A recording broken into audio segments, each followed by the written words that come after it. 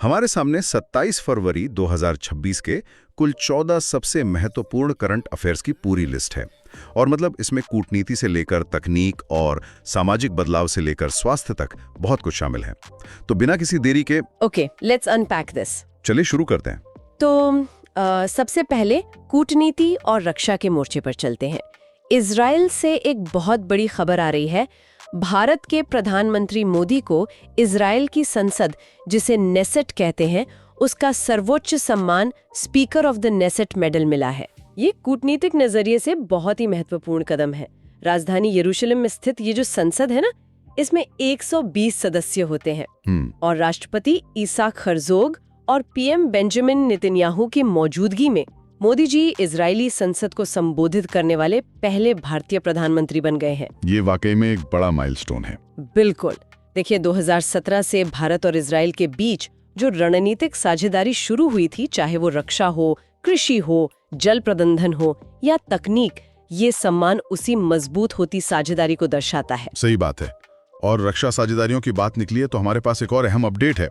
भारत और जापान के बीच धम्मगार्जन सैन्य अभ्यास का 7वां संस्करण शुरू हो गया है, जो कि 24 फरवरी से शुरू होकर 9 मार्च तक चलेगा। जी, और ये इस बार उत्तराखंड में हो रहा है। अच्छा। 2018 में ये शुरू हुआ था और इस बार इसमें हमारी इंडियन आर्मी की लद्दाख स्काउट्स और Japan ground self defence force हिस्सा ले रहे हैं। इस सैन्य अभ्यास में जो सबसे खास बात है वो है इसका फोकस।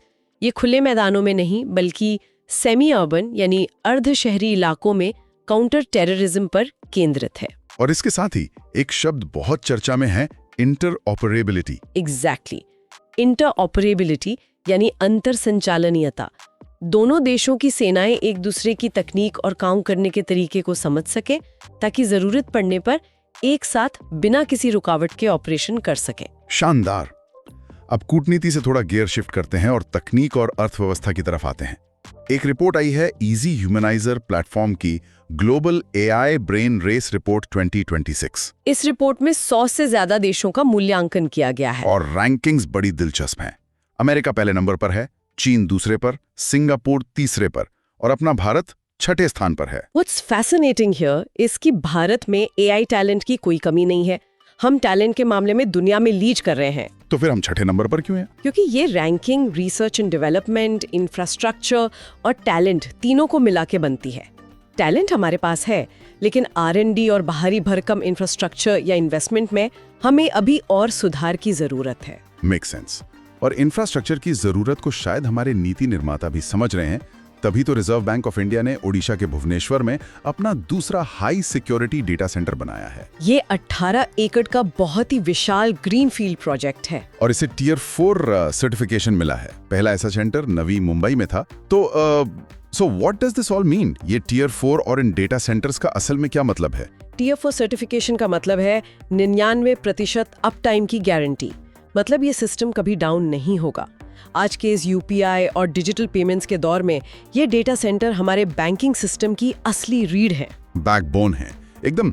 वैसे ओडिशा के सीएम मोहन चरण मांझी और राज्यपाल हरि बाबू कंपटी के लिए भी ये राज्य में एक बड़ी उपलब्धि है। बिल्कुल। आरबीआई, जिसकी स्थापना 1 अप्रैल 1935 को हुई थी, वो आज खुद को डिजिटल युग के लिए पूरी तरह तैयार कर रहा है। और इसी डिजिटल युग की अर्थव्यवस्था पर चर्चा करने के लिए एशिया आर्थिक संवाद 2026 का आयोजन किया गया।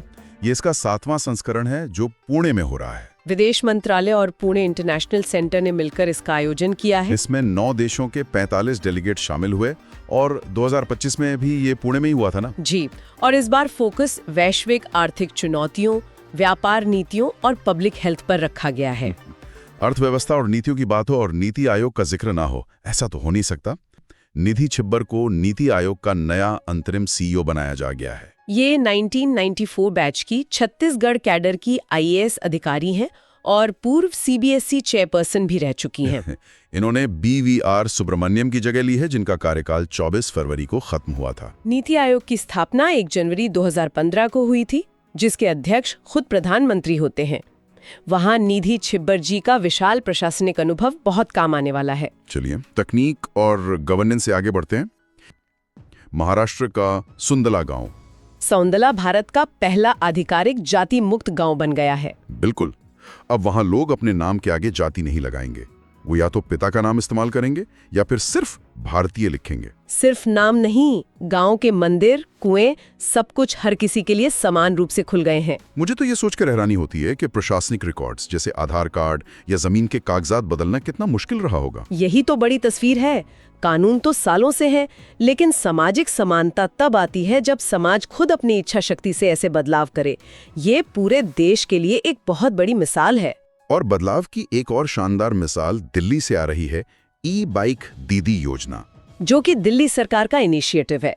सीएम रेखा गुप्ता और एलजी विनय कुमार सक्सेना ने इसे हरी झंडी दिखाई है। इसमें महिलाएं इलेक्ट्रिक बाइक चलाएंगी और सिर्फ महिला यात्रियों को ही सेवाएं देंगी। ये महिला सशक्तिकरण और प्रदूषण कम करने का एक बेहतरीन कॉम्बिनेशन है। एक स्मार्ट सिटी के फ्रेमवर्क में ऐसी योजनाएं बहुत जरूरी हैं। एकदम सही। अब थोड़ा सुरक्षा और स्वास्थ्य की बात कर लेते हैं। सड़क सुरक्षा को लेकर संयुक्त राष्ट्र ने सचिन तेंदुलकर को global champion for road safety बनाया है। यूएन का लक्ष्य है 2030 तक सड़क दुर्घटनाओं से होने वाली मौतों को 50% तक कम करना, जो कि भारत के लिए बहुत जरूरी है, क्योंकि हमारे यहाँ हर साल करीब 1.5 लाख मौतें सिर्फ सड़क हादसों में होती हैं। इसी जागरूकता के लिए राजस्थान, केरल, तमिलनाडु और असम में विशेष कार्यक्रम चलाए जा रहे हैं। और अवेयरनेस कितनी जरूरी है ये हमें सड़क परिवहन मंत्रालय के हालिया आंकड़ों से पता चलता है। 2024 में उत्तर प्रदेश में सबसे ज्यादा सड़क दुर्घटना मौतें दर्ज की गई हैं। ये बहुत ही चिंताजनक आंकड़ा है। यूपी जो कृषि में अग्रणी राज्य है, जहां सीएम योगी आदित्यनाथ और राज्यपाल आनंदीबेन पटेल हैं, वहां ये आंकड़े दिखाते हैं कि तेजी से बन रहे इंफ्रास्ट्रक्चर के साथ हमें ड्राइविंग सेंस भी सुधारनी होगी। इन दोनों खबरों को जोड़कर देखिए। यूपी के ये आंकड़े साबित करते हैं कि हमें सचिन तेंदुलकर जैसे ग्लोबल चैंपियन की जागरूकता मुहिम की आज कितनी ज्यादा जरूरत है। बचाव और जागरूकता से ही मुझे याद आया, स्वास्थ्य के क्षेत्र में भी रोकथाम बहुत जरूरी है। और इसी तर्ज पर महाराष्ट्र में राष्ट्रीय आरोग्य मेला 2026 का आयोजन किया गया। महाराष्ट्र, जो जनसंख्या में दूसरा और क्षेत्रफल में तीसरा सबसे बड़ा राज्य है, वहां सीएम देवेंद्र फडणवीस के नेतृत्व में ये मेला लगा। इसका मुख्य उद्देश्य ही हेल्थ अवेयरनेस और प्रिवेंटिव हेल्थ केयर को बढ़ावा देना है। यानी बीमार होने के बाद इलाज करने से बेहतर है कि बीमारी को पहले ही रोका जाए। ये पब्लिक हेल्थ के लिए बहुत ही सस्टेनेबल अप्रोच है। बिल्कुल। और सस्टेनेबिलिटी की बात करें तो टूरिज्म सेक्टर भी एक बड़ा आर्थिक ड्राइवर है। नई दिल्ली में पर्यटन नेतृत्व शिखर सम्मेलन 2026 का आयोजन हुआ, जिसका उद्घाटन उपराष्ट्रपति सीपी राधाकृष्णन ने किया और इसे US India strategic partnership forum ने आयोजित किया था। इस समिट का लक्ष्य बहुत एम्बिशियस है।